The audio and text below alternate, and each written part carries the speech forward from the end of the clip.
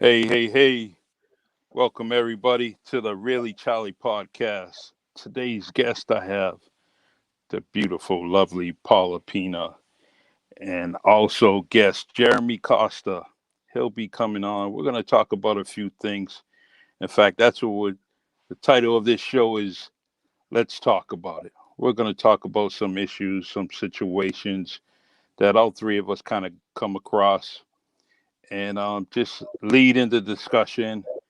Feel free to comment.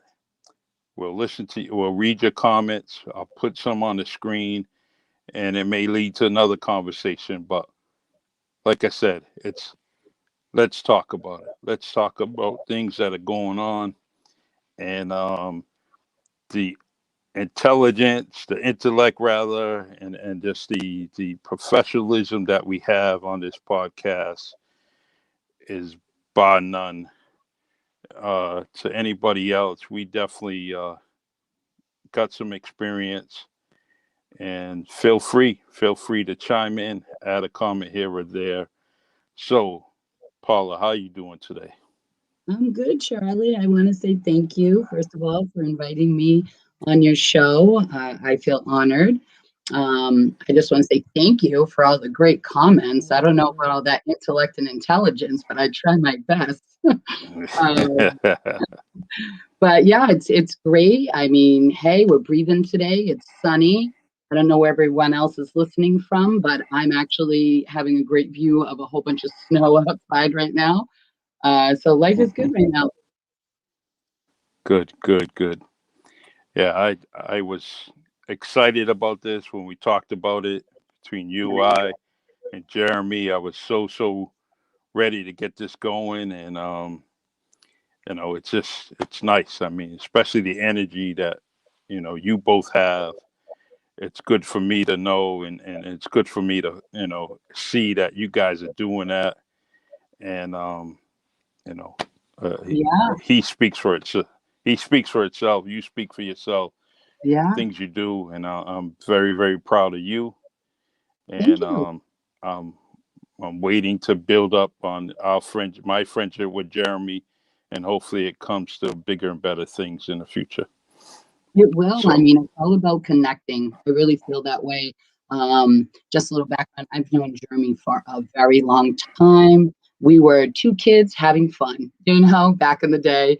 Um, you could say probably 20, 30 years ago, I would have never seen myself in the position I am now, accomplished. I've traveled the world. I've seen a lot of things, learned some things, tried to unlearn some things, But mhm. yeah, to where we are right now, it's amazing. And to any young listeners right now, don't get discouraged because if you kind of stumble and fall, in your youth, and then you really don't know what the next second or the next day will show you or present an opportunity. But if it's there, grab it, take it. You stumble, hey, that's okay. You say that wasn't for me, and you keep going. And next thing you know, some years later, you say, "Wow, I had this really adventurous life, and I'm still going." You know. Exactly, exactly.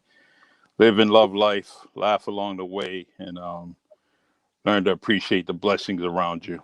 So, but Great. Is that your what quote we're for gonna today, do, Charlie? yeah, Really, let's Charlie? let's yeah, yes. Actually, I love that. I try to make people say really, Charlie. Mm-hmm. We're gonna add up once Jeremy comes to the screen. We'll add him. It looks like he's all set. Okay, So great. there we go. Hey, hey, Jeremy, how you doing? Going on? How are All you? right. How are you? All right. I'm Hey, so happy to have you here on this podcast. Along with Paula, really means a lot to me. Um, I just like to invite guests on my podcast to really say what they feel, and have a dialogue, have a kind of conversation, which is the title of this podcast. Let's talk about it. So we're going to talk about some things, and feel free to be you. Um, I'm not into shutting people down. I'm not into shutting people up. It's just not me. I can't do that because I'm a very creative mind. I try to keep things going, whether it's within my family, friends, in the community. I'm always trying to keep things going, keep people empowered and inspired to be that next voice for the community. Because eventually, what happens is people kind of move along as they're fighting and doing things. They finally say, "All right, I got to step back. I may be exhausted, or guess what? I'm gonna pass it on to the next person." So that's why I continue to inspire, because when I do decide to step back, or some others decide to step back, there'll be other people in place to kind of move the issues forward. So, um, what I initially want to talk about is, and Jeremy, you once we go into you in a few minutes, you can kind of throw your bio out there if you want, what you're involved in. But right now, I actually want to let's do this. Let's talk about you, Jeremy, and your bio and what's going on with you and what you're involved in. Well, first of all, I just want to say thank you for allowing me to be able to, get on your platform and be able to, tell you a little bit about me, a little bit about what I, I and I plan on doing in the community, and what I'm all about. I think that there's a lot of misconceptions, especially um, with the recent incidences that have been happening in the community that I've been involved in. Um, and so I just want to kind of clear the air. So I appreciate you giving me this opportunity, you and Paula. I think this is a great opportunity, not only for the community to get to know, Charlie, um, also, what your focus is on trying to amplify the voices of our Black community. And that's pretty much what I'm all about. Um, you know, I've, I don't know where to start. I, Uh-huh. got in, I got involved in social activism um, years ago, but you know, I've lost um, my my direct, if you want to say, target market, because I was, moving around quite a bit, and I wasn't able to kind of put my hand on the matters that are truly uh, destroying our Black community. Um, and so I found a way to actually get a hold of these injustices and get a hold of a specific niche that could truly make a difference in our community. And so I associated myself with an organization that was amplifying that voice. And then I broke from that organization and I created an organization called Bike Life Lives Matter. And that organization is a social justice advocacy group that touches topics not just um, on, on the political spectrum or the justice spectrum, but also economically. And we want to be able to integrate the bike, the being, and the business and bring it all together because I think it's through social integration is where I have found my success. And I believe that that is the cure. I believe that integrating um, is the cure. I believe economically, I believe socially, but we have this cancer that is destroying that integration, and that is racism.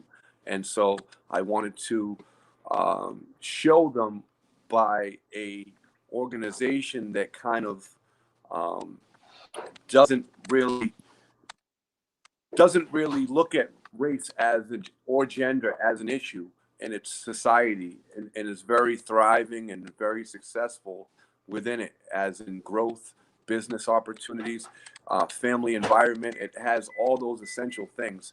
And so bike life, that community is that culture that can truly change it. So that's what really I'm all about right now. But of course, I've done a Good. million other things, and I don't know if really need to speak about those things, but I've definitely have traveled the world and a lot of different things. So, Good. but I'm Good. really focused on Uh, the change aspect right now. okay. Um, which just leads to Paula. I you know, we got a close relationship. We're family. We're kin. Very proud of you. Like your voice. Like your energy. And thank you for kind of putting out invitation to reach out to Jeremy and hear this young brother. I kind of did some homework and very impressed. Definitely the person that I don't mind being around. Definitely not the definitely the person I want to listen to. And and we agree to disagree and with everybody as we meet people. Not everybody can get along, but we also got to understand that a solidarity is very, very important, and that seems to be the point, the thing that kind of sets us back a little way. Sets us back as a community, being black, white, Latino, whatever. It kind of sets us all back sometimes. And so, how could you inspire our listeners, our viewers? Actually, just give me a bio about you. Let's start off with that. That's the best thing. Sure, like Jeremy said, I mean, I'll just lead off again. Where do you start, right? As I said earlier, I've known Jeremy for a really long time. Um, Jeremy, you weren't here, but we were just two crazy kids doing our thing, right? And if I could talk to that young person 30 years ago, I would be like, wow, you don't even know the things that are in store for you later on. So I'll jump right in. I had a pretty basic life, mom and dad, grew up in the Cape, education, went through all the school system, was really bored with school. I felt at that time I really didn't get a lot of that Black education. I think just I felt like my culture was not represented in my institution, educational institution that I went to. I just from the beginning, I just was turned off with that, and I ended up kind of getting my own way for a couple of years. Ended up in New York. Really took school seriously. I had a great professor, George Moses. Big to her. She's the realest chick I have ever met. She became a very close friend. She just put me on. She was like, "Hey, you're a strong Black woman. Like, you have a voice. Use it." And it just kind of put me on the path that I am now. Got a couple degrees: policy, gerontology, mental health. Half a degree in. I went to holistic med school in New York. Married, divorced, came back to the Cape. So I'm here now, working with mental health. I am contracted through the Department of Mental Health. Exciting stuff, never a bored day, and just like the both of you, I mean, I'm just trying to educate. That's my thing. There's so many people that I run across, and I never put myself below or above. I meet them where they're at, and it's like, wow, there's some things that I've experienced and been exposed to that maybe they could benefit from, and if I bring that topic, because I'm definitely someone that likes to have dialogue with everyone I come across. Like Jeremy, I've traveled the world. I was married to a military personnel, so I've been everywhere. And the people you meet, you exchange, and I'll use your phrase from earlier, Charlie. It's sometimes you got to agree to disagree. Hey, I'm just trying to share this, and I don't. Yeah. Wow, there's some things that I've been experienced, that I've experienced and been exposed to that maybe they backlog. Yeah. Exactly. Okay. I'm like, am I hearing myself right now? And if I bring that topic, because I'm definitely someone that. We hold on. I'm just trying to make sure we don't get any feedback from my phone here. Yeah, that's what let me slow down. We kind of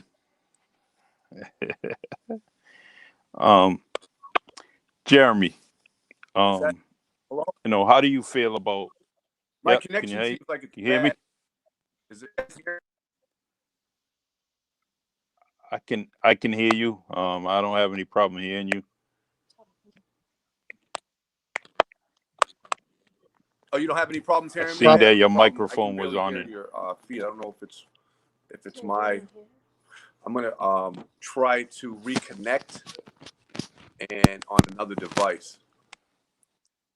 My Okay, device. Is we'll do that. What I'll do is that better? I can hear you now. yeah. All right.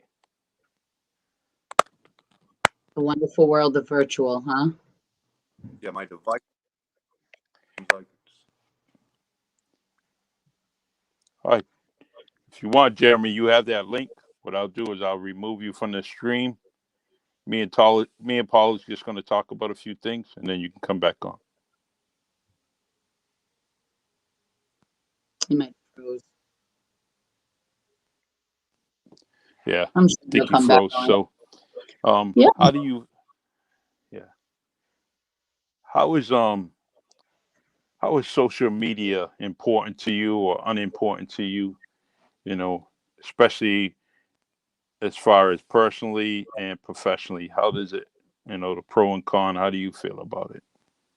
Well, I think that's a good topic to start with, considering that, we are in the stage of a pandemic, worldwide, and, us as a society, we're very social.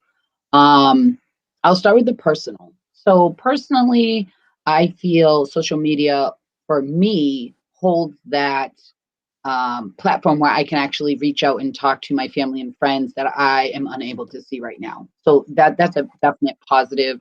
As you know, we come from a very tight family.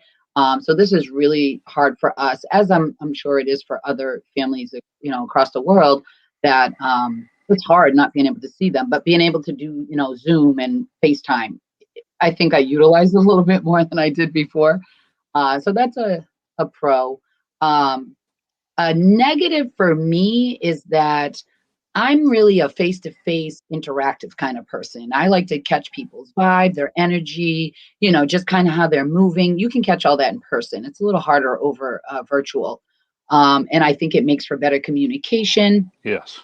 So many people now are stuck at home. They really can't go well because of, all the protocols and procedures in place due to the pandemic. So me personally, I feel like the negative is people are zoned in to these devices so much and they're taken away from the quality of life. I mean, that again, that's just my opinion. I say that to say this. I have children. So I notice that they're just on their devices a lot more Yeah. because yeah. So that's the negative for me. um, I don't know if anybody else shares that opinion, but that's where I come from. Yeah. And what about That's you? Where are you coming pretty from, much Charlie? the same with me. Yeah, I like it. It's very useful for me personally. Um, Professionally, at that point when I was working, it wasn't something I was using too much. I just wasn't on. As far as using it professionally. Um, Mm, However, I really think that. I mean, look at this podcast. This is something I'm very much in love with right now. I'm trying to live and learn, get better each and every day. mm, I'm able to reach out to different people in the community, um, and across the nation. Eventually I'll be speaking to some people that may be in Florida, California, so on and so forth, mm, and kind of bring to light some of the things that they're going through. And so social media has definitely been a plus for me. mm, And actually, one thing I like about it is if some things are bothering me or some people may be bothering me, I can always just say, hey, all right, time to end that relationship, kind of unfriend, right? uh, Yeah. unassociate, and at extreme cases, just block them, and If you don't block that's the them, one thing I love about it. Uh, yeah, you touched on a good subject. I forgot about that for the job part of it because with my job, I'm in the community a lot. I see a lot of people. I'm fortunate enough that I wasn't really affected during this pandemic because I was allowed to use Zoom and virtual to do my meetings, to, meet with clients and patients and, facilities that I'm not allowed into right now, but we're not missing that part of our job. And like I said, it allowed me to kind of stay in my position. We just accommodated a lot for it. Yeah. My company was awesome about it. Yeah. And we didn't miss a beat. We stepped right in. Like, this pandemic's got nothing on us. We're just going to switch over and we're good. So, yeah. I like this comment here. It says social media is a valuable asset when utilized responsibly, but when abused, it can be weaponized and cause division and real world casualties, which is so true. That's I mean, real talk right there. yeah.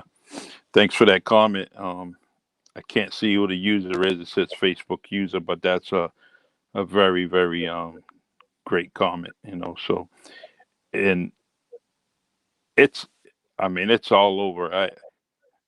How about this? Before this pandemic, you go into the movie theaters and, you're supposed to be in there watching a movie. But what do you see? You see all these blue lights all over the place. Instead of people watching the movies, they're actually into their social media. Yeah. And actually that could be a negative because you're going to a movies or you're kind of sitting down watching a movie. It's about family time, and that quality time with someone that you're with. So sometimes we need to have some boundaries and some rules to say, hey, put the electronics down and let's do this face to face. Yeah. That. And so now we there's a lot of things that well, let me go into this. Social work. It's something that you're doing, and it's always been something that I wanted to do, especially right around the age 17 or 18. And the reason why I wanted to do it is because I had a guidance counselor, and but that woman just kind of let me kind of vent about a lot of things. And I said, you know what, I like this. This is something I want to do. Um, and bringing that up, the only thing she didn't do is kind of encourage me to do it. So when I wasn't kind of getting that encouragement from a mentor, I kind of left it alone. But until and right now um, I see myself kind of looking into people like you and a few other friends that are into the work. It really appeals to me, and so Go for it. I mean, it's never too old, never too young. Social work is a big fancy word for saying I like to help people to be the best they can be, and you don't, there's no age on that, Yeah, it's I like to do it, but we'll see what happens. It's never too late to go to school. Don't you say that. You know me for many years. I'm an advocate of education at any age. I have a degree in gerontology. So I don't care if people are 80 and they're like, hey, I want to do this. Let's do it. Let's make a plan. How are we making it happen? So don't you tell me, your listeners were here. And how is it about 4 years? You're going to say, oh my God, I graduated with my degree. Don't you do it? So I kind of waiting for Jeremy. I want to hear this man's voice.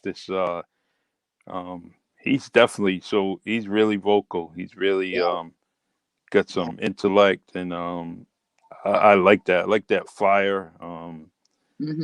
It's the one thing I'm gonna kind of do is just kind of stay in touch with him and network and get some things going because there's some friends that I know that would actually be a huge compliment to what he's doing. So got to get them connected eventually. Well, that's why I wanted you guys to kind of meet. I can't say it enough.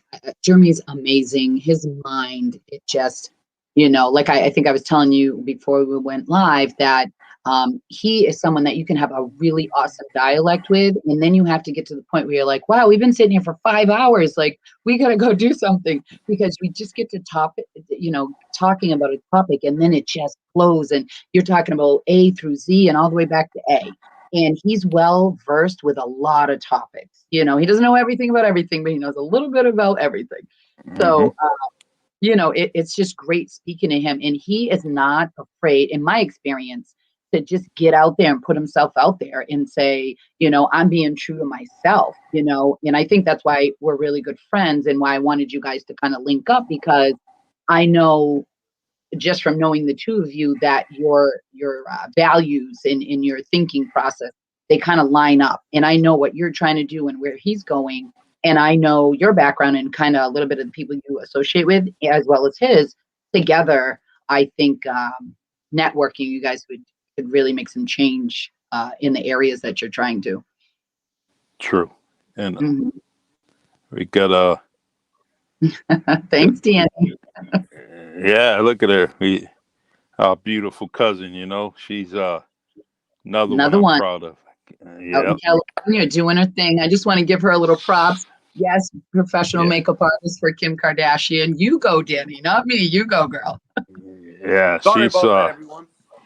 Man, technical difficulties on my phone. no problem, Jeremy. We're giving you We praises. actually yeah, we're praising you, man. We Paula said she wants a check in the mail for praising you for about 10 minutes now. Oh no! Hey, Charlie, feel like this is what we're doing. But I'm not denying it. If you want to I send can't me. wait to watch the archive version of this. Yeah. So Jeremy, I you didn't get to hear the careers and so forth, or the information. I pretty much have a clear understanding of what you were doing, and as running for mayor and so forth. But I didn't get the bios of you as much, because I guess it was distorted a little bit, my feed or whatnot. But, okay? Well, 31-year veteran of New Bedford Police Force. I actually very proud of it. I before I thought about doing it, I was actually um, on my way to the U.S. Army. I just got tired of taking taking jobs here or there, and I wanted a career. I wanted to establish myself, and have a solid career. So, and I was probably about 72 hours from getting sworn in Boston, and the police department called me and asked me if I wanted a position as a cadet, and I took it. And that was way back when, and I won't tell you the date, but it was a long time ago, and I took it, enjoyed it. I was able to interact with people, um, good, bad, and kind of misfortune. I don't want to say ugly, situations. You have to understand why people going through whatever they're going through, and I was trying to be, a combination of officer friendly to the officer you can rely on, and that's what I did throughout my career. And from what I understand and what I get from friends and family is, or the community, is that I was there for them, and that's all I try to do. So, mm. and now it's the Really Charlie podcast, and I'm actually a bus driver for a local company, and I work with a few kids. I actually got educated being a driver, with autism and a few other things, which kind of opened my eyes to what people going through, and so, but so that's a little bio. I have a lot of experience with the youth in the city, so. But I want to talk about you. What do you want to talk about? Let's talk about some of the things that are going on in your head, some of the things you brainstorm. And let's get these comments This flying on the Really Charlie podcast. man, Charlie, you did not say that, Charlie. Really, really, Charlie. I see why. Really Charlie. I see why they say really, Charlie.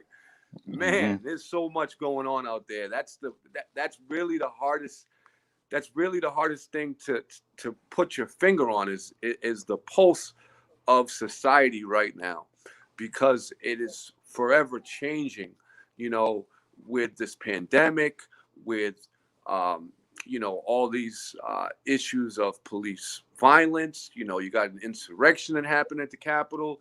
You got all this vaccine distribution communication. You have communities that are looking to defund the police. You got people that are looking to, you know, go to space. You got people that are looking to, cut funding in other countries. Um, Let's talk about it, Jeremy. you've got walls that are still trying to be put up, and we have our own um, things that we deal with as a people, and I think that um, I had to really take a step back because it was so overwhelming, of all the Mm-hmm. stuff that is truly going on. I had to really, take a step back. And if it really wasn't for, the environment that I've been lucky enough to put myself or to be involved with, the family environment aspect of it, where you get that nurture, you get that love, no matter what happens at the workplace or what happens, during your day, you still are able to come back to a loving atmosphere.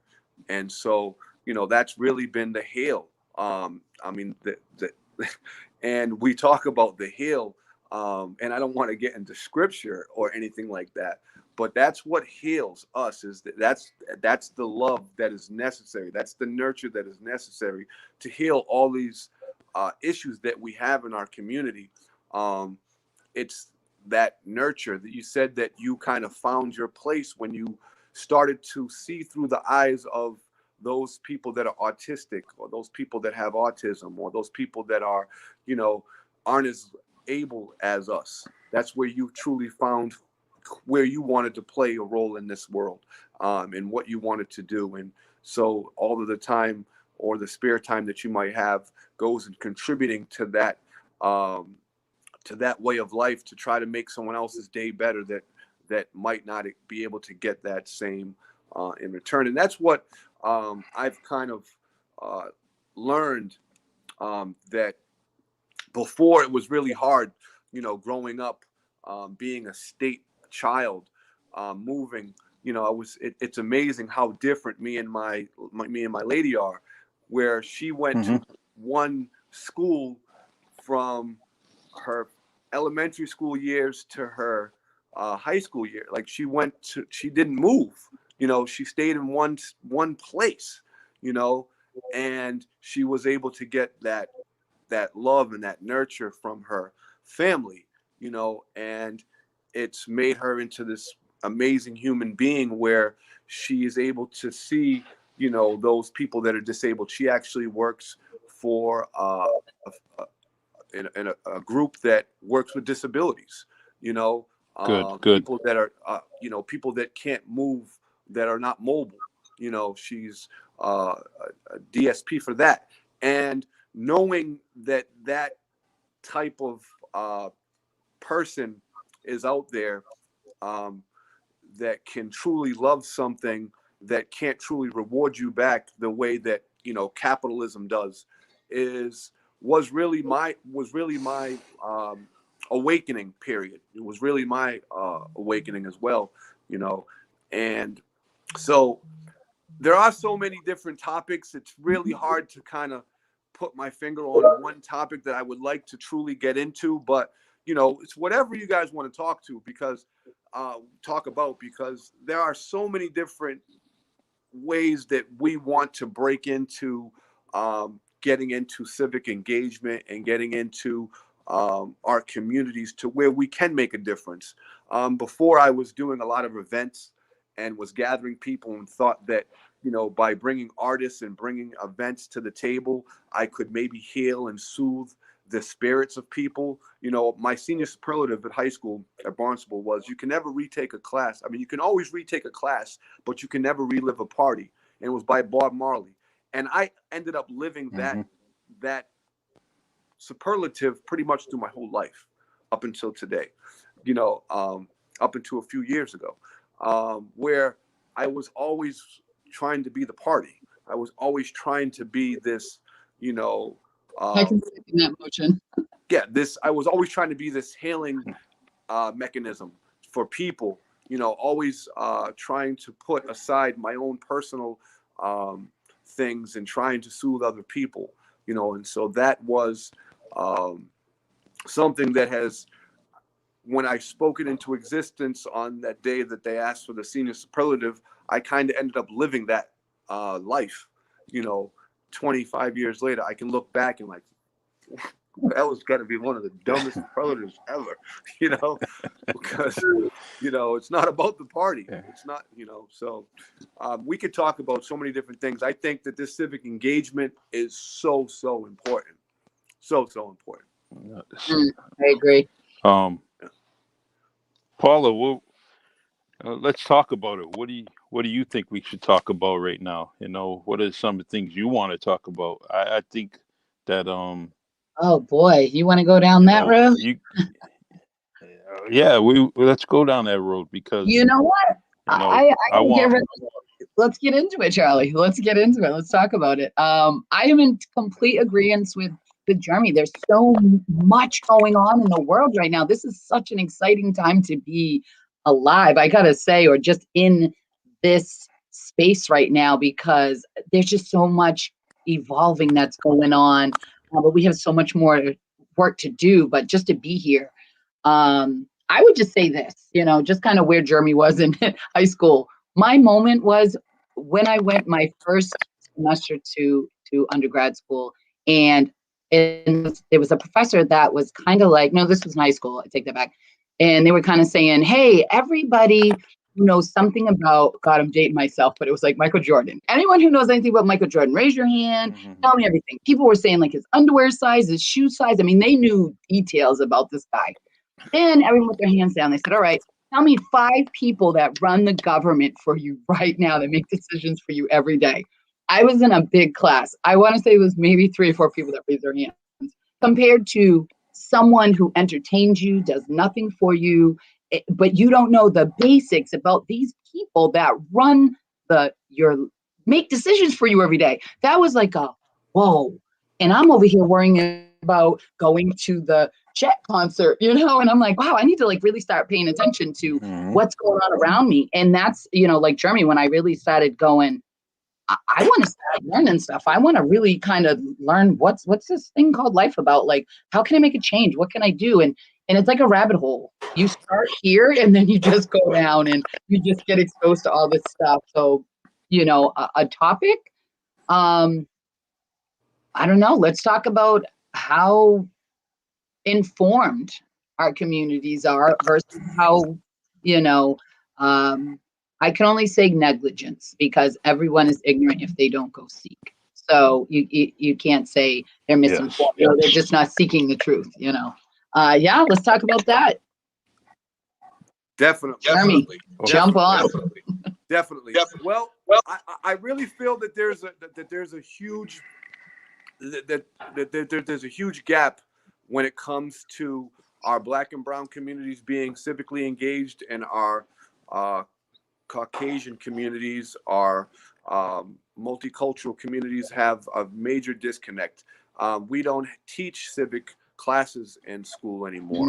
We don't teach, you know, these type of literacy classes that are important for us. And, you know, I wish that I took civic engagement classes in school, because I probably would have been a lawyer. I probably would have been, you know, a politician, to where I could have truly made the changes that I thought. You know, I ended up going to school for broadcast journalism and interdisciplinary, but I didn't go there thinking that I was going to end up being a DJ or a promoter or, you know, a gatherer of sort. I thought I was going to be a writer and a news anchor. You know, I was one of those people that studied every aspect of sports.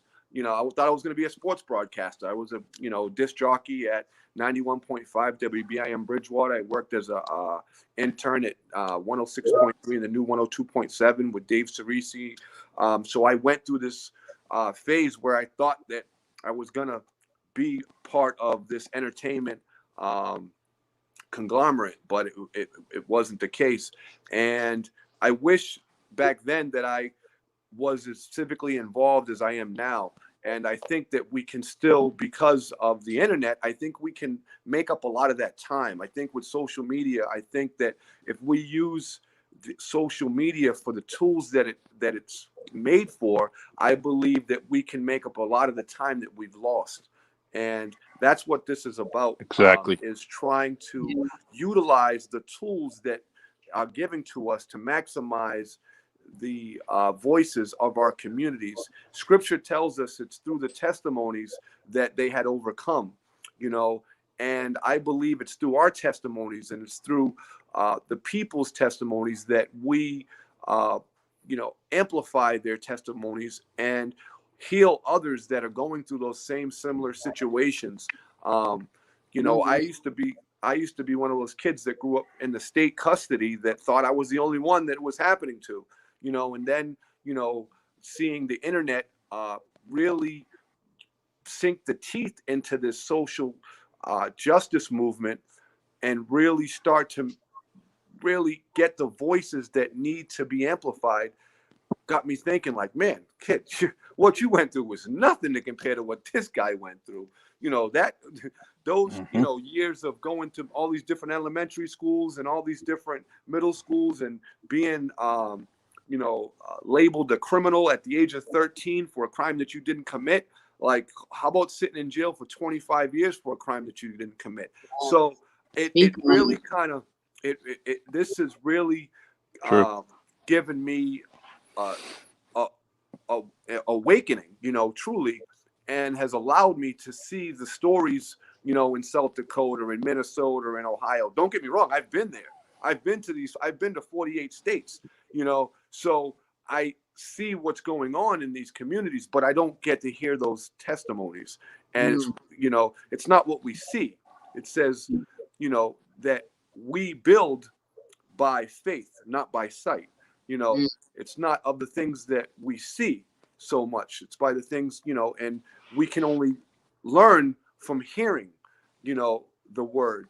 And I'm saying the word as in the testimonies of people that go forth and that continue to spread the good news of, those testimonies of people overcoming circumstances and situations and, maybe not having a father or maybe not having a mother or maybe having some drugs that were involved in your life, or maybe getting caught up into the snares of all these things.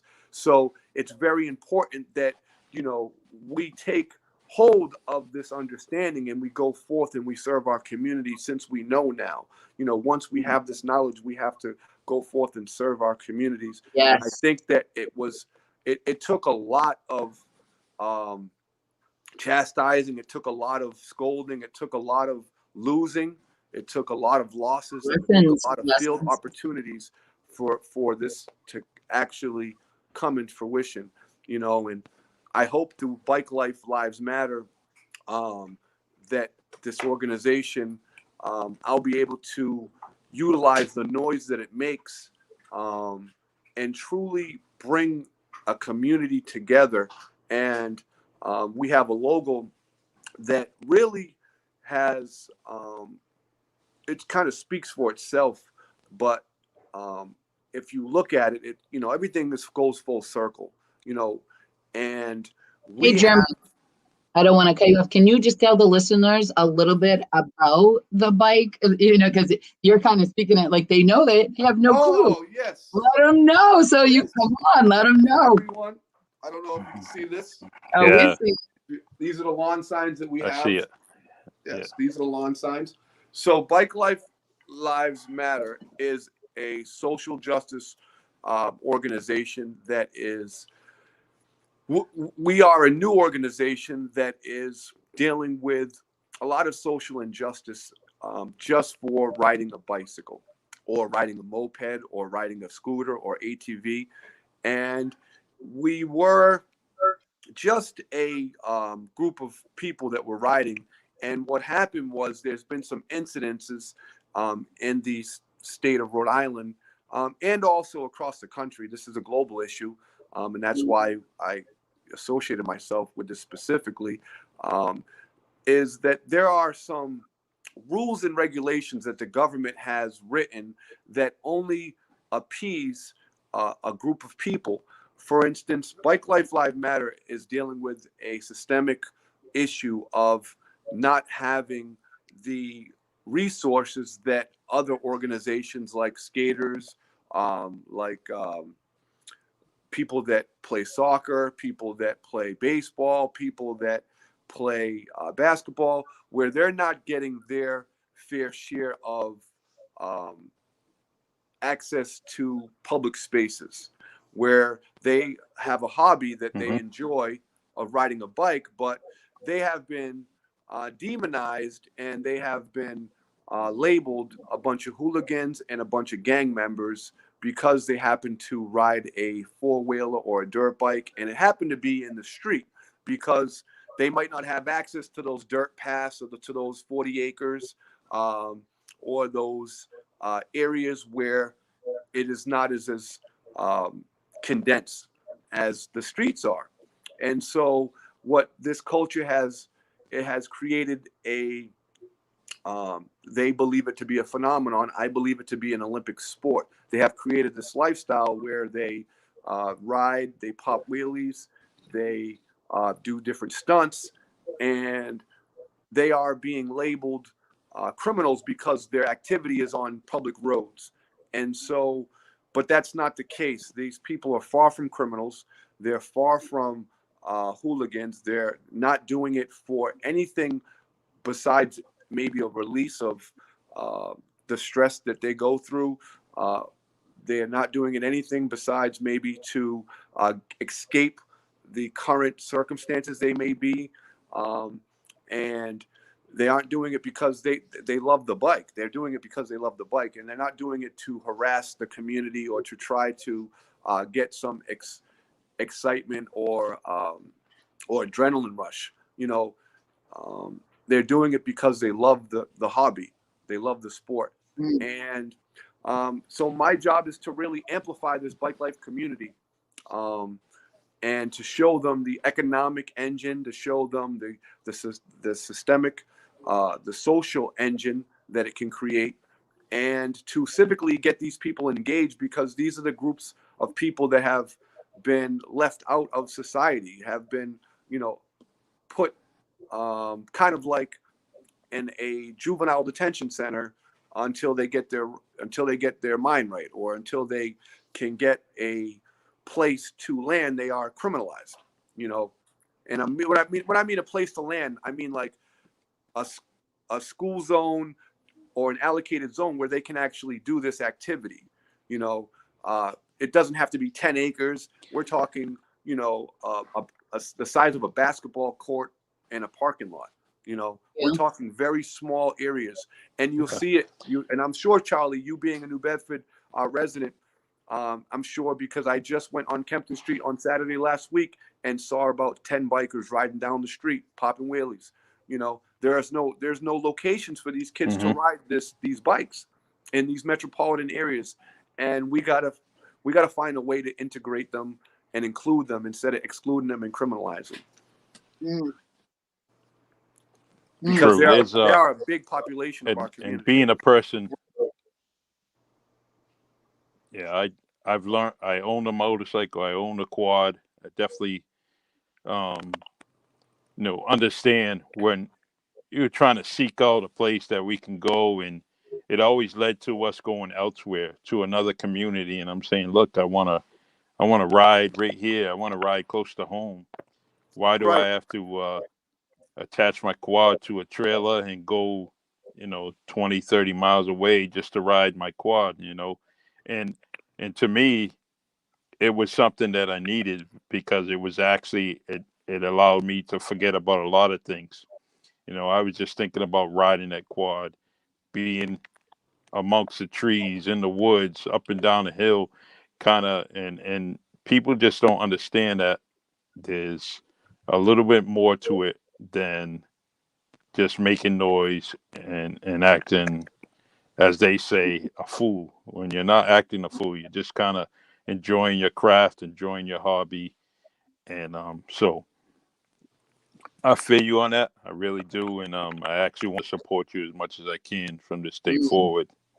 I like Yeah, that. it's an amazing group of people. Like, I mean, this is the most multicultural group that you could probably encounter in the United States.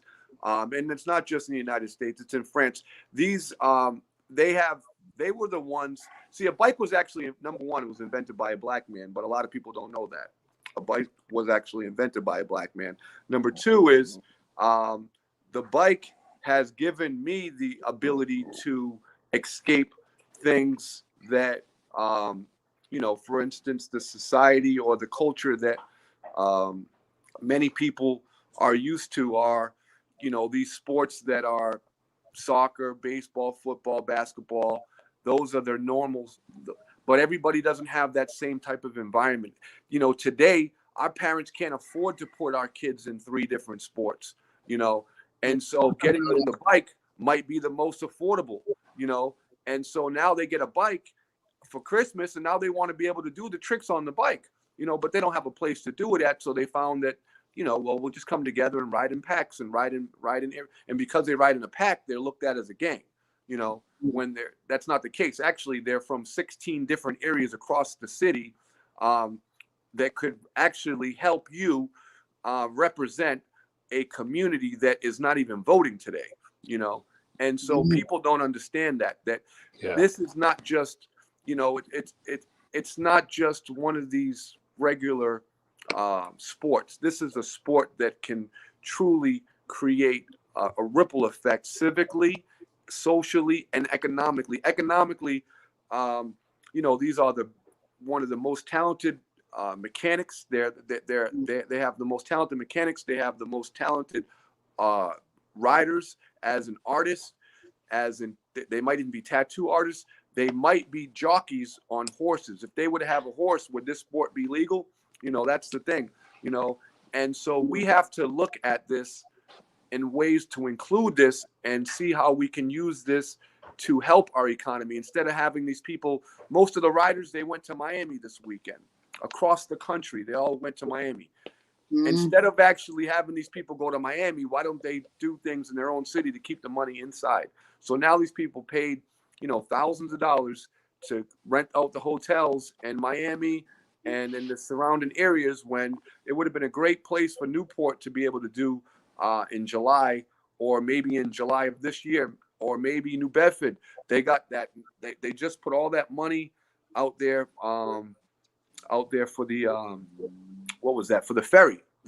I seen so much work for the ferry to drive from one side of New Bedford to go to was it Nantucket, and so that area that those cars are parked at, on days when the ferry's not, could be utilized as a parking lot for these riders to ride in, and for businesses to take their business outside and to create like some type of pavilion type of perspective, like a flea market. Give those businesses a way to meet and greet the riders and the riders' customers and the riders' community, to be able to meet the businesses that are in that city. And so instead of these people going elsewhere, they have a place that they can do it in their city. And then these people are sitting there watching this, exhibition. It's kind of like having the circus come to town, or the carnival come to your town, and these people are performing. You have all these assets all over New Bedford that can be utilizing their outdoor space to be able to invite these riders in. And that's what we're looking to do, is to try to help these small businesses.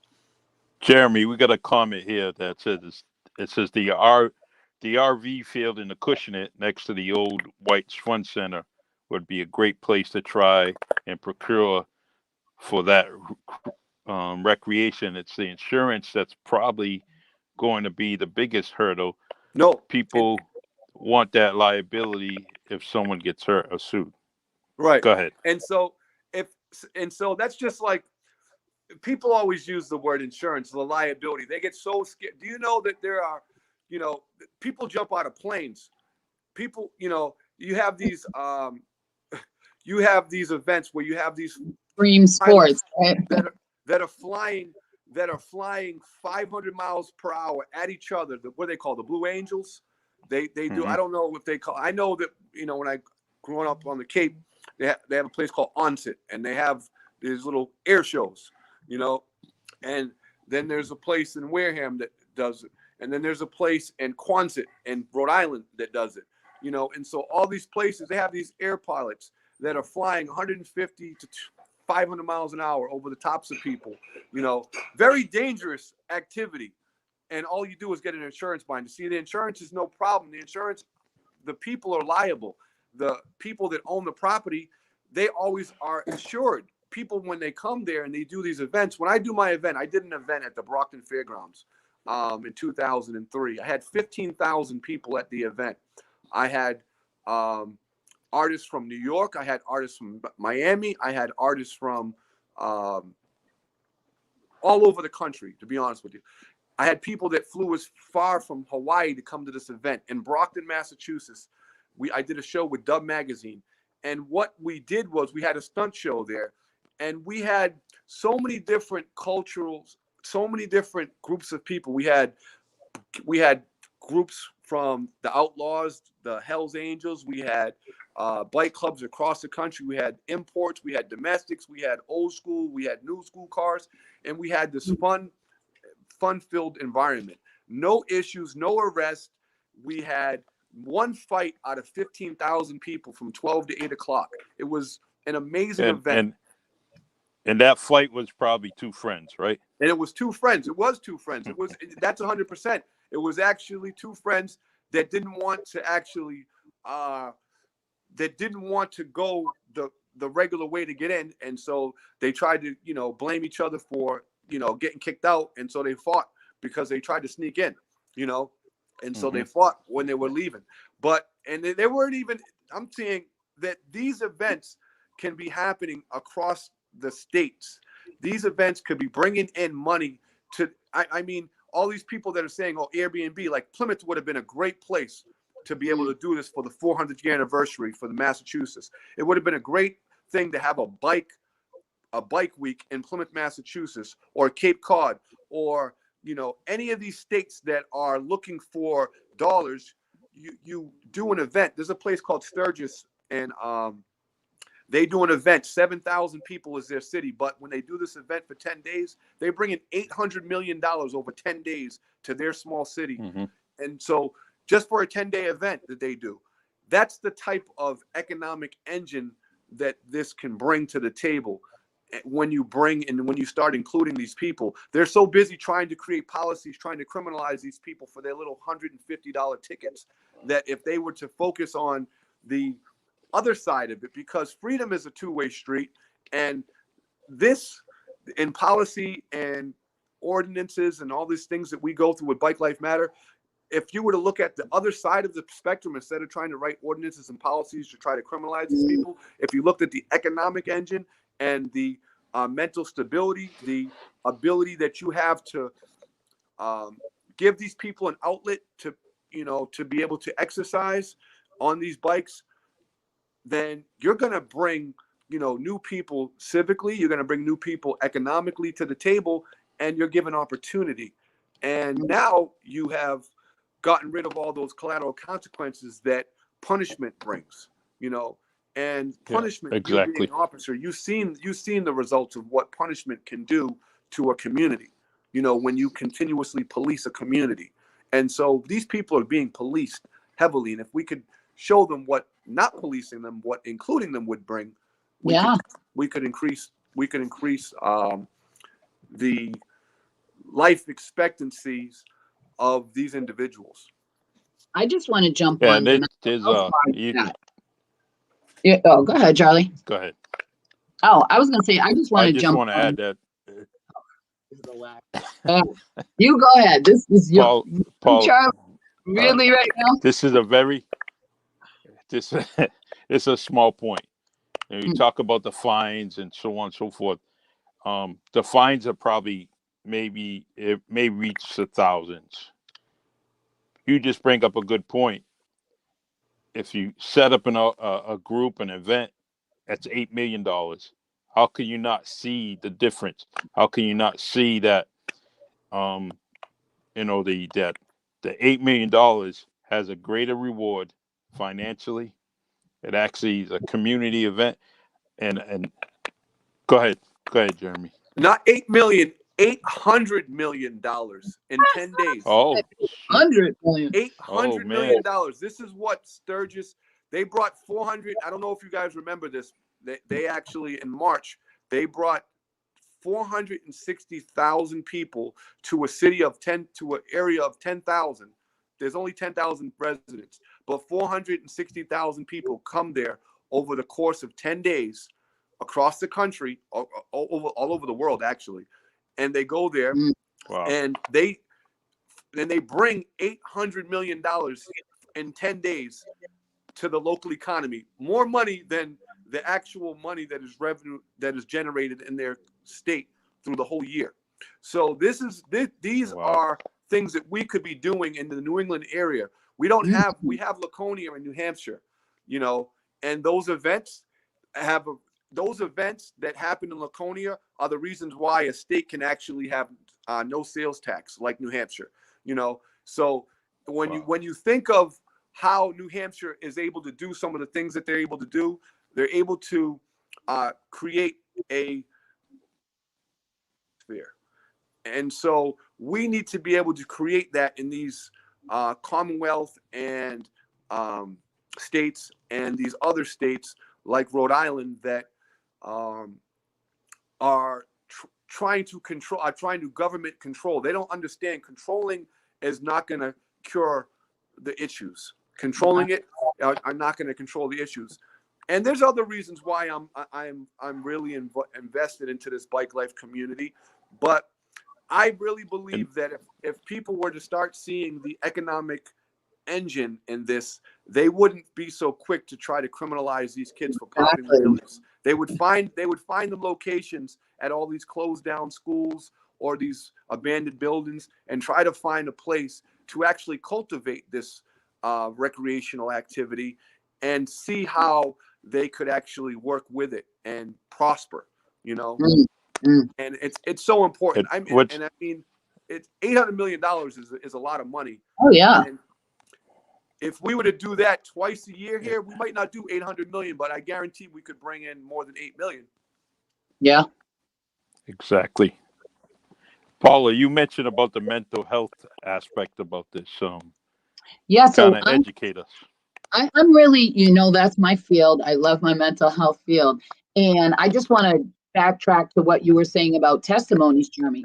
A lot of people, I have the privilege, I will say, that I meet with our community now. I'm in the Cape Cod area. Prior to that, I was in the New York, downtown area in New York, right by Times Square.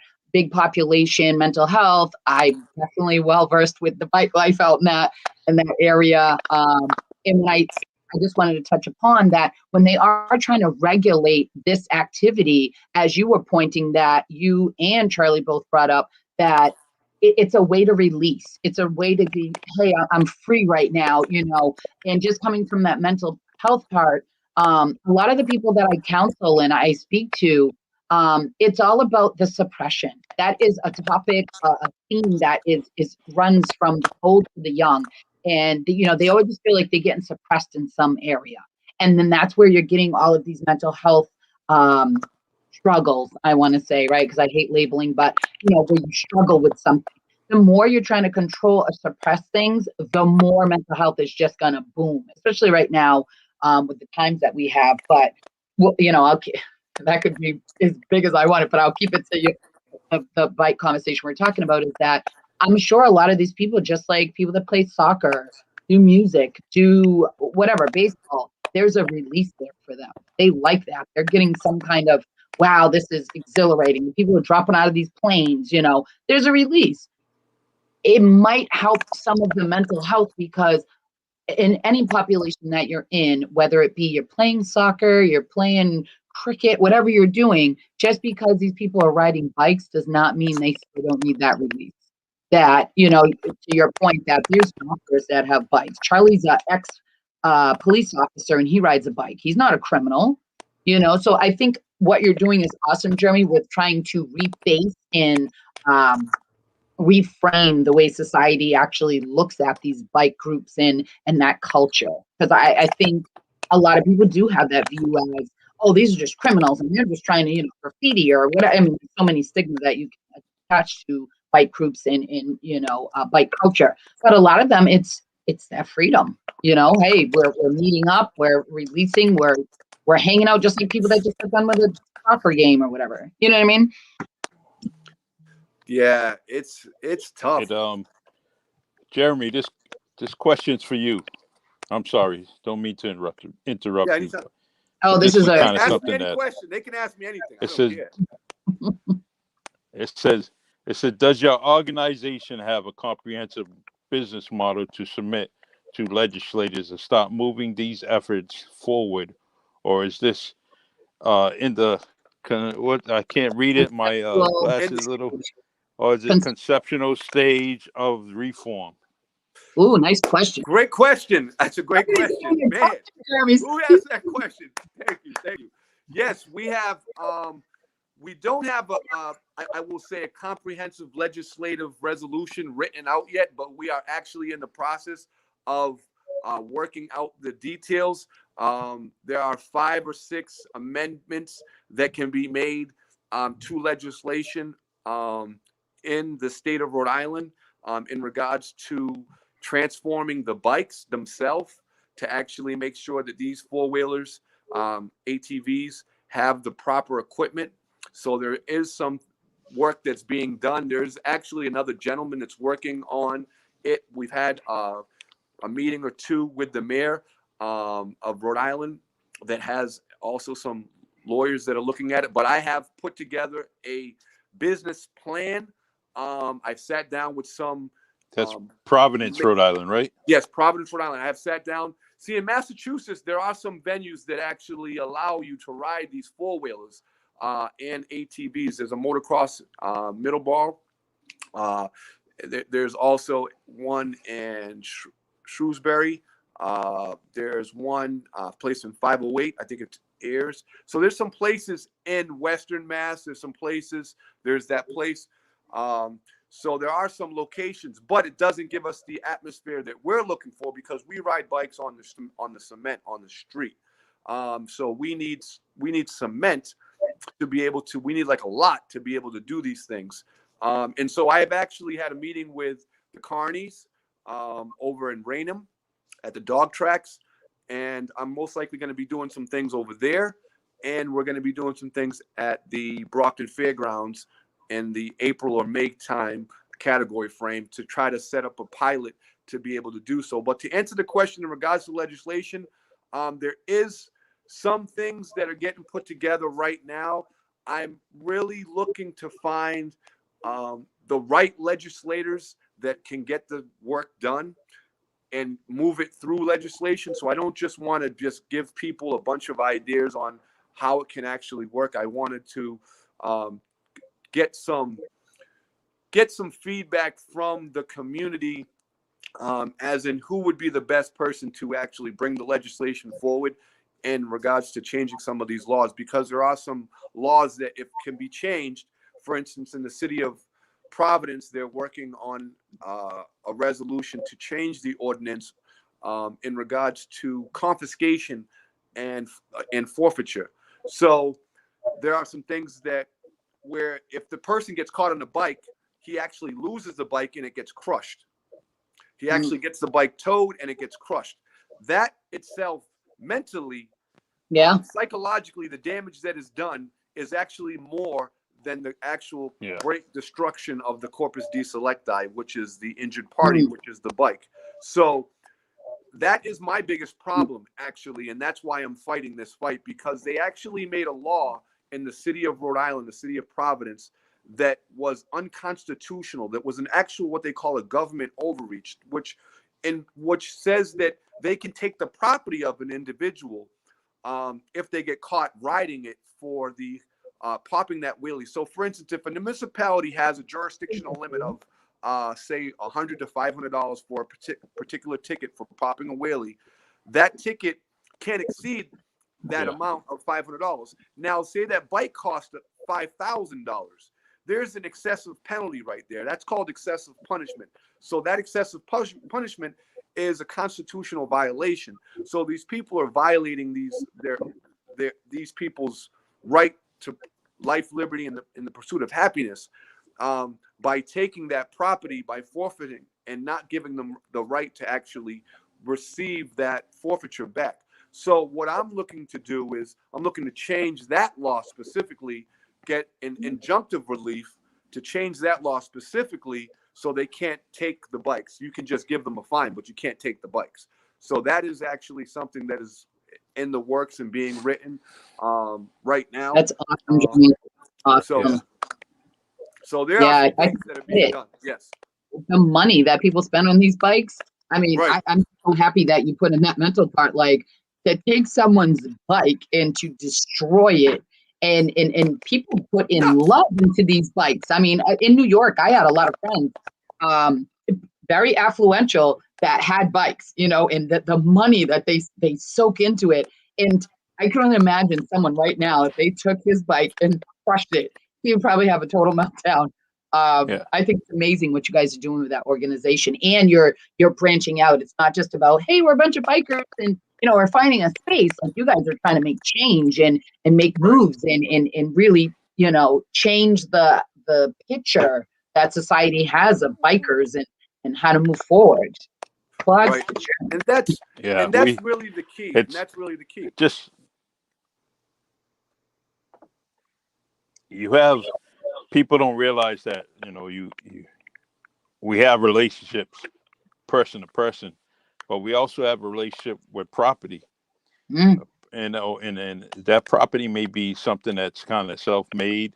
That might be property that was kind of brought down or gave to you, where a father gave a son a bike. You know, there's so many different things. A brother may have given another brother a bike, maybe, perhaps, you know, God forbid, but that brother passed away and he gave his little brother a bike. He wants to kind of emulate his older brother, his elder, and do the same thing that they may have been doing.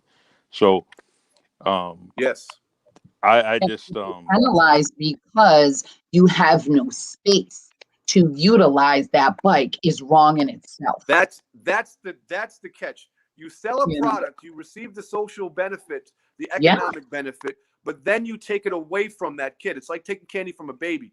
You know, it's kind of like, you know, back in the, you know, I talk about my friends in this manner. We used to play basketball, and so when we used to play basketball, when we used to get mad, to make sure that so nobody could play, we would kick the ball, and we would kick the ball so far that nobody could play basketball, especially if we lost. You know, I have a cousin. When he lost, nobody was playing. Nobody was playing. It was over with. And so to make sure that we would kick the ball out of the sight, out of mind. And so that infuriated a lot of people, and a lot of fights broke out because there would be no ball. You can't play. You got to find a ball. Well, that's what they did. They literally have. So you get yourself so riled up and angry that they made a public display of intimidation by crushing these bikes on public TV and doing it year after year. They did it for 3 years. You know, psychologically, just saying, man, I can't believe. You bring that person back to that trauma where not only did he get his bike taken, he might have got hit off his bike. He might have did 2 years in jail. He might have did 6 months in jail. He might have lost everything that he had during that time frame. And now you're going to make a public display of humility, and by destroying it on the national television, and then say, look, if you guys do it again, we're going to catch you and we're going to destroy it. You know, that to me was the most intimidating thing that they have done, you know, outside of pointing a gun, you know, at these people or utilizing their gun. You know, that to me, the psychological damage that is created by taking somebody's personal property. It's kind of like back in the days where they would take your house, you know, if you didn't pay your mortgage, you know, in a time. They had what they call a due on sale clause. If you didn't pay it within that specific time, they would just take it. You know, that we have rules and laws set up so you can't just do that, you know. And so this might be a little bit simpler than that, where you are allowed to buy the bike, just like a car, but then when you want to utilize it, you're penalized. Right. So the economic benefit to the bike sellers is great. Okay, so what do you do with the bike after? You just sit it in your yard and look at it? No, you want to utilize it. Where Right. is the space? I'm really starting to get a better picture of what you're really trying to do here. Like, what's the point of having the bike if there is no space where you can really utilize it? No, the point is so they can criminalize it and keep the bond holders actually keep them financially stable, because what happens is these groups are the Mm, ones that are most marginalized, because one, they're riding a bike because they probably don't have a huge, there are some ones that have families, but most people that ride bikes, they're kind of like empty nesters. The majority of them, they ride that bike to get that freedom because they don't have that. They're not team sport people. There are many. Most of our athletes are good team sport, but there are some that just kind of ride the bike, and they don't have that kind of support structure. That support structure. So these people are targeted easily in the municipal court. There is no lawyers that are going to take these cases, because the cases are that they're municipal traffic tickets. And And that's so they're that's why easily marginalized. that's why the events that you talk about are very crucial and very because what it does is it sets up a venue, it sets up a landscape where the people that you're kind of criticizing are right there. Now you kind of bring in some other folks to kind of get an understanding, some empathy about why this person is riding a bike. And that usually happens just on verbal communication, a conversation where where you're kind of setting up in maybe a flea market parking lot and you're just having a conversation. This is why I'm doing this. Oh, okay. And kind of invite those legislatures, those politicians, those city, people there to say, hey, come on down. It helps you. First, it helps you because now you can encourage this person, first of all, to register to vote and to vote for you because you're the candidate that has a kind of empathy for you and understanding. Look, I want to support you, but I want to have an understanding about what's going on and why you're riding this bike. And what happens is now that particular politician can actually, all right, I understand what you're going through. Now this is what I want you to do. It's a very, it's a civic duty, a responsibility for you to vote. You may not mm, vote for me, but I want you to register to vote. So now the issues like this that are in hand, it would, um, you have a say. You always have a say, but Open for have a dialogue. better say when you're a registered voter. Yep. Yeah. Yeah, that's the only thing. You know, that's the only thing that makes us a civilian is if you're registered to vote. It voting is such an important is an important thing, and not having people that are voting. Well, I shouldn't say that. Let me back up. It's this pool of people are not civically engaged as much as the average person. So when you do something for somebody, they're going to be more apt to listening. This is going to be a way to bridge that gap, to create that communication. When you come down, when you get out of the situation, your first thing should be trying to help somebody out of that situation that you just got out of, because you have you have experienced on how to get out of it, you know and that's what I want to be able to do. Like I learned a little bit about the law, and I want to be able to help these people that are having a difficulty communicate to these people that they feel that are criminals, or that these people are gang members, or that these people, look, I know these people too, and these people are not what you think they are.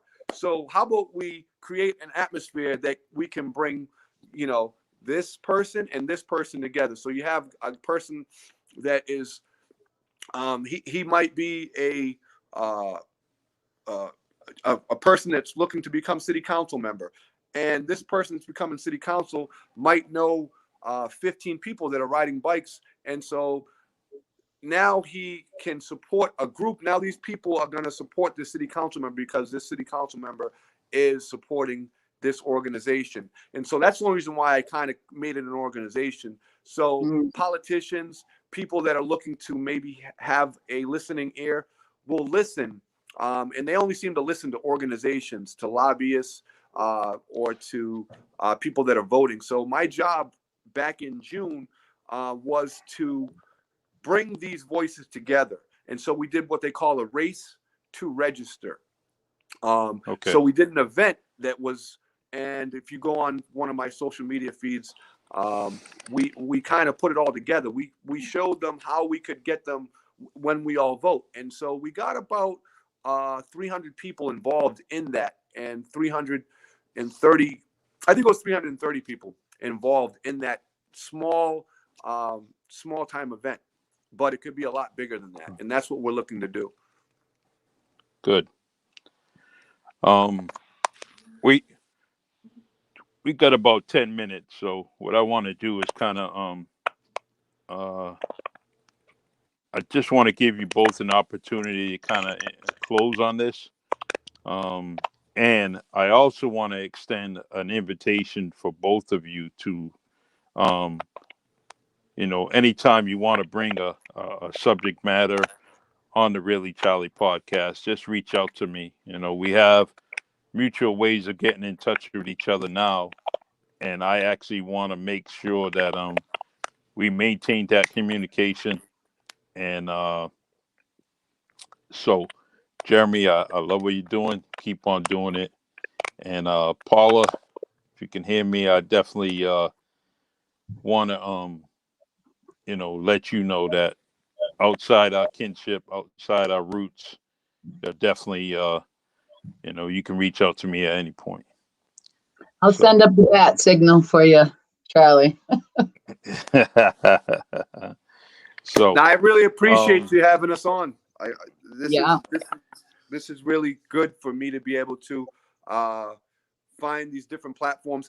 I also wanted to tell you that, we have not only created an organization, organized it, but we are also doing similar podcasts that we'll be launching in March, which will be doing pop-up podcasts. It's called A Pop-Up Mobile. And what we will be doing is be able to go to, as if you were to see like a WEEI radio show pop up at like a business, at like a Dave and Buster's, and do a podcast. What we're going to do is bring Bike Life Lives Matter and our publication to these different businesses on Saturdays. And we're going to talk about maybe their business, if it might be a crab spot or something. It might be fishermen, and so what we'll end up doing is we'll be moving mobily to these different small businesses and showing them not only in like a carnival type atmosphere, but we'll be introducing their products, their services, and introducing their ideas and showing them how we can work together as a culture from bike life, maybe just pedal bikes, but also give them a platform for them to express themselves, virtually, and integrate them directly with the products that that we might have or whatnot, and allow the world to be able to see it. So go to different businesses on Saturdays, and then on Sundays we're going to be doing some civic engagement with some local politicians and some national politicians, but also lawyers and other people that are going to be able to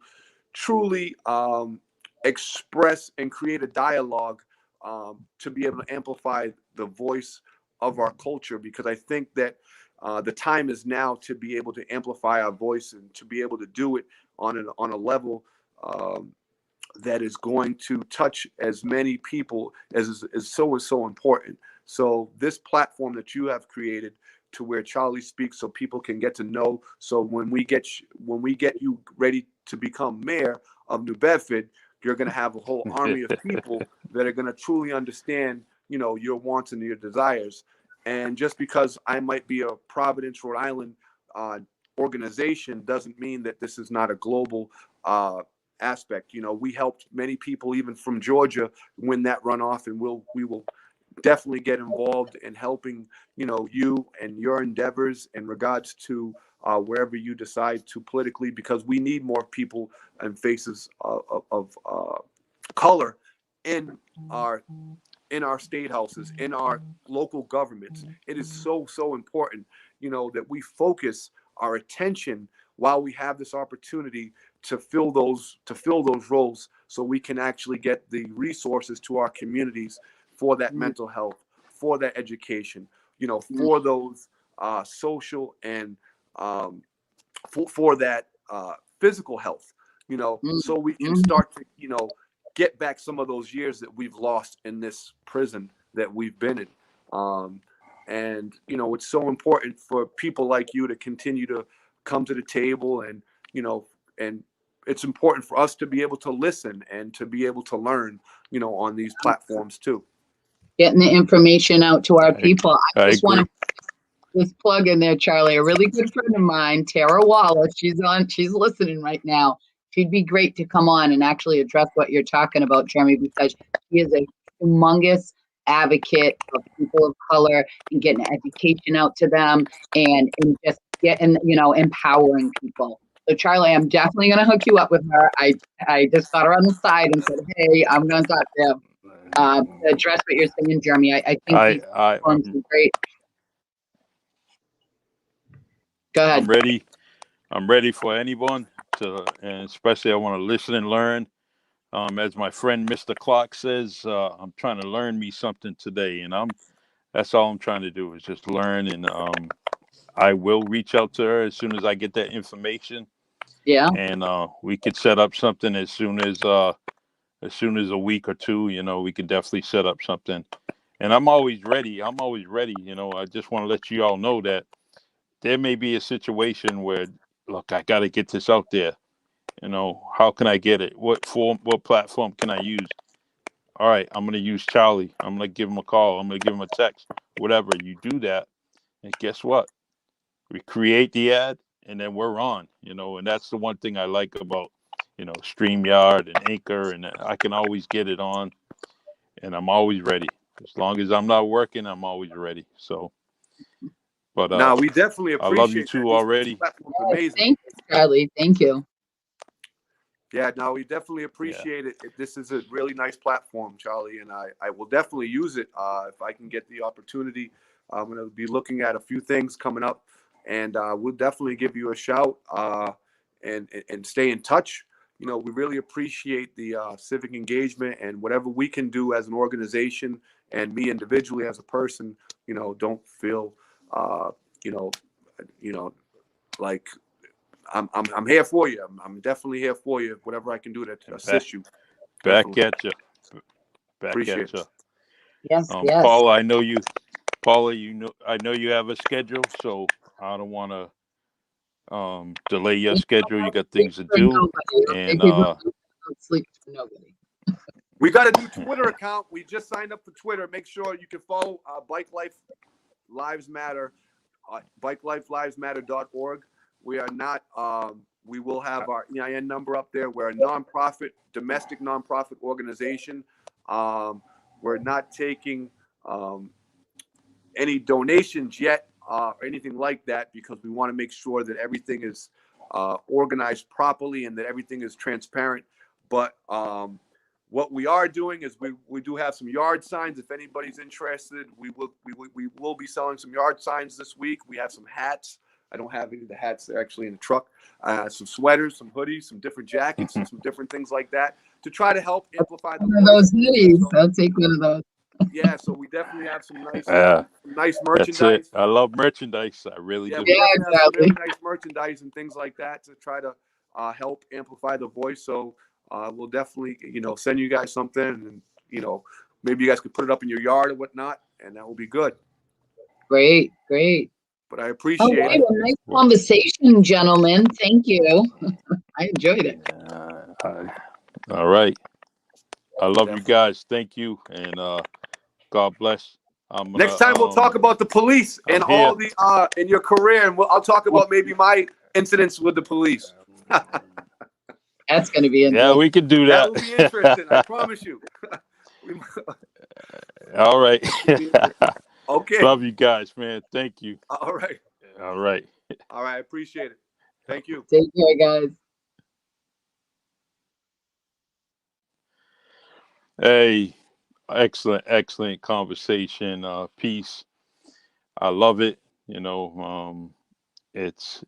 That's what it's about. The Really Charlie podcast. It's about really telling people how you feel, what you want to get out, the message you're trying to get out, and that's what I'm about. I'm not about silencing people. I'm not trying to make people, um, just hush up. It's not me. It's not something that I've been raised off of and or raised by. So, Jeremy, you keep up the good work. Paula, you keep up the excellent work. I'm here for you. And feel free to tune in to the Really Charlie podcast at StreamYard, Anchor, Spotify, Facebook, and YouTube. And you can also email me at reallycharliepodcast@gmail.com. Love you guys. Mask those beautiful faces. Wash and hand sanitize your hands and stay safe. God bless.